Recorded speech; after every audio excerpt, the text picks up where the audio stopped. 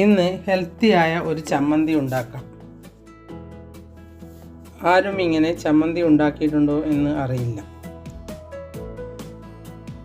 ഈ പ്ലേറ്റിൽ കാണുന്ന സാധനങ്ങളാണ് വേണ്ടത്. 3-4 പച്ചമുളക്, 5-6 അണ്ടിപ്പരിപ്പ്, ആവശ്യത്തിന് ഉപ്പ്, 1/2 ടീസ്പൂൺ എള്ള്, 1 നെല്ലിക്ക മുറിച്ചത്, 5 ചെറിയ ചുവന്നുള്ളി, 4 തണ്ട് കറിവേപ്പില, 1 കഷ്ണം ഇഞ്ചി, 2 ടേബിൾ സ്പൂൺ തേങ്ങ. ഇത് എള്ള് കൊണ്ട് ഉണ്ടാക്കുന്ന ചമ്മന്തി ആയതുകൊണ്ട് ഒരു പ്രത്യേക സ്വാദാണ്, പിന്നെ ആരോഗ്യത്തിന് നല്ലതാണ്.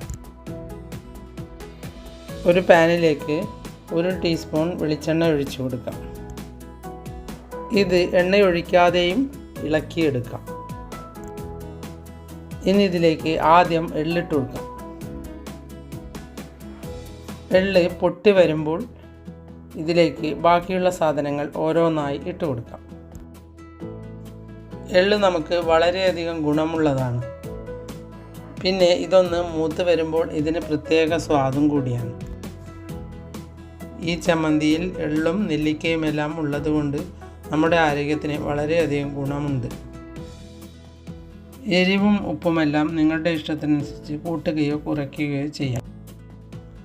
എള്ള് പൊട്ടി വരുമ്പോൾ അതിലേക്ക് നെല്ലിക്കയും ഉള്ളിയും പച്ചമുളകും അണ്ടിപ്പരിപ്പുമെല്ലാം ഇട്ട് ഒന്ന് വഴറ്റിയെടുക്കാം. എണ്ണ ഒഴിക്കാതെയും ഉണ്ടാക്കുമ്പോൾ ഇതിന് പ്രത്യേകിച്ച് സ്വാദ് കുറവൊന്നും ഉണ്ടാവില്ല. ഇനി ഇതിലേക്ക് കറിവേപ്പിലയും തേങ്ങയും ഇട്ട് കൊടുക്കാം. ഇത് ഇങ്ങനെ ചൂടാക്കി അരയ്ക്കുന്നത് കൊണ്ട് പെട്ടെന്ന് കേടും വരില്ല.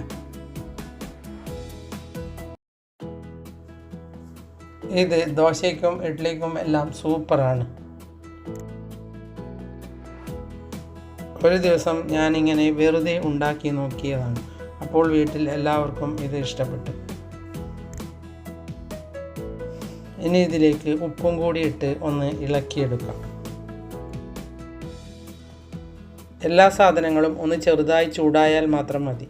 ഇനി തണുത്ത ശേഷം ഇത് മിക്സിയുടെ ജാറിലിട്ട് 1 ടേബിൾ സ്പൂൺ വെള്ളവും ഒഴിച്ച് ഇത് അരച്ചെടുക്കാം. ഒരിക്കലുണ്ടാക്കിയാൽ നിങ്ങൾ വീണ്ടും വീണ്ടും ഉണ്ടാക്കും. എൻ്റെ വീഡിയോ ഇഷ്ടപ്പെട്ടുവെങ്കിൽ ലൈക്ക് ചെയ്യാനും സബ്സ്ക്രൈബ് ചെയ്യാനും മറക്കരുത്.